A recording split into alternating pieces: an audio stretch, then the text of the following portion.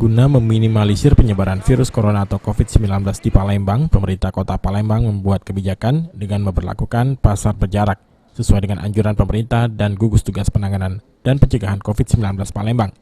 Dengan pemberlakuan pasar berjarak tersebut, lapak pedagang diatur berjarak 1 hingga 2 meter. Dan untuk mendukung kebijakan tersebut, Jalan Bambang Utoyo ditutup hingga pukul 12 siang untuk menempatkan para pedagang. Wakil Wali Kota Palembang Fitrianti Agustinda yang meninjau langsung hari pertama pasar berjarak di Lumabang mengatakan, penerapan pasar berjarak ini dilakukan untuk memutus mata rantai penyebaran virus COVID-19 khususnya di pasar tradisional.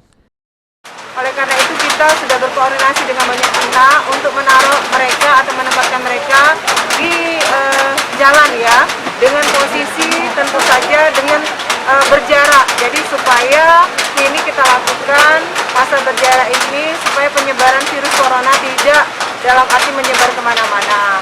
Mengingat ada beberapa kota pasar-pasarnya sudah ditutup karena penyebaran virus ini ternyata sudah sampai mengenai pedagang atau pedagang-pedagangnya sudah terindikasi COVID-19. Oleh karena itu langkah ini adalah langkah yang paling tepat yang kami rasa bisa kami lakukan sambil nanti pedagangnya kita akan data baik-baik. Jadi misalnya Heru Wahyudi, PAL TV.